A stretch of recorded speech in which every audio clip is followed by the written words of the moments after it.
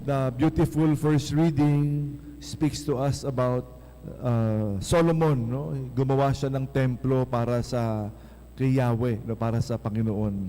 Pero sabi niya, "Oh God, no? Heaven cannot contain you." It says, no? "There is no God like you in heaven above all or on earth. In heaven, the highest heavens cannot contain you. How much less this temple I have made."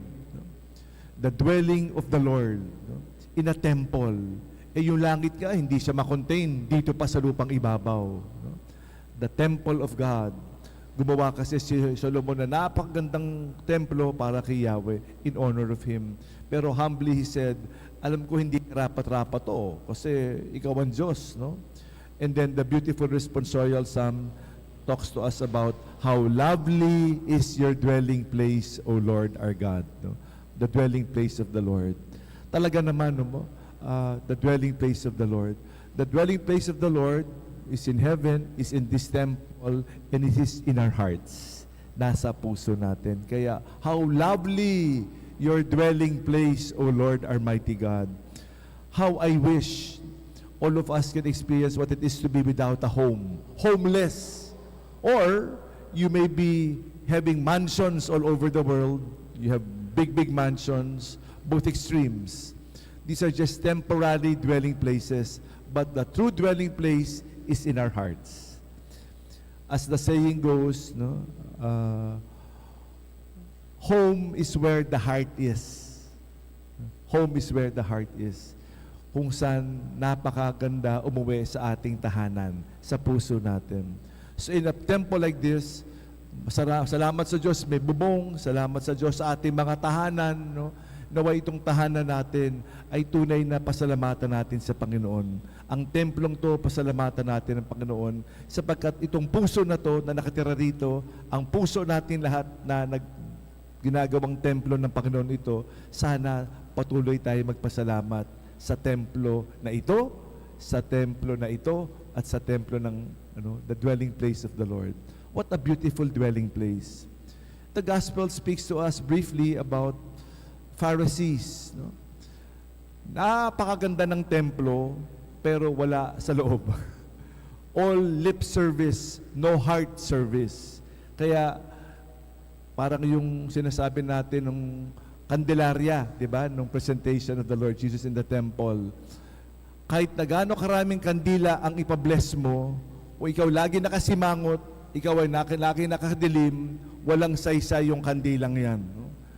Walang saysay yung buhay natin, kung yung buhay natin para sa akin lang, at hindi para sa Panginoon at para sa kapwa. Walang saysay ginagawa natin kung ito'y pabless ng pabless, pasimba ng simba, padasal ng padasal, pero para sa atin lang, hindi para sa iba. What good is all this? It is not meant for ourselves.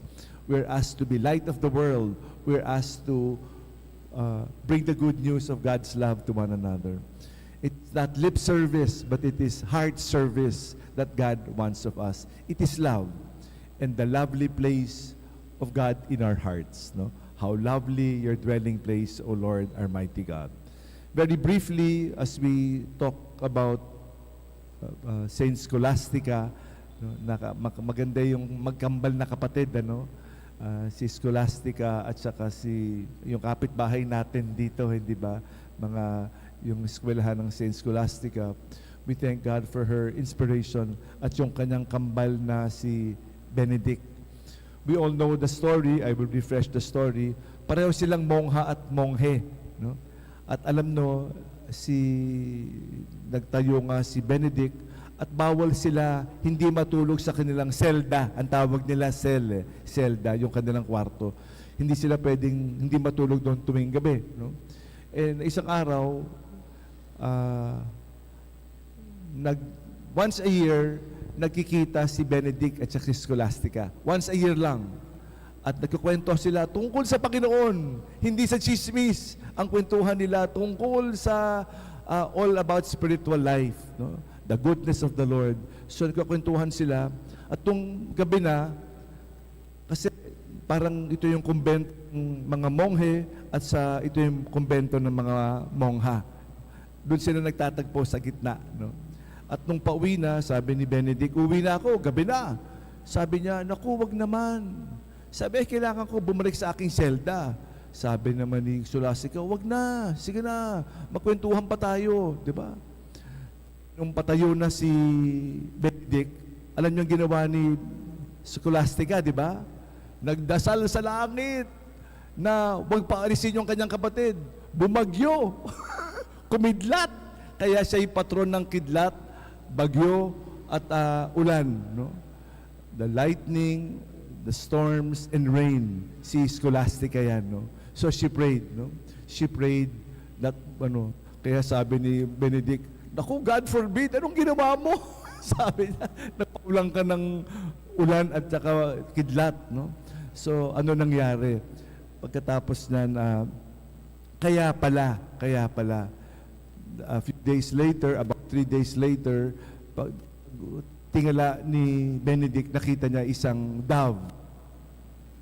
Yun yung kaluluwa ng kanyang kapatid. Pumanaw na pala. No? Kaya pala, yun yung kanilang last meeting. Kaya pala, nagpursige si Scholastica na patuloy sila magkwento kasi yun yung huling pagkakataon sila magkwento mga.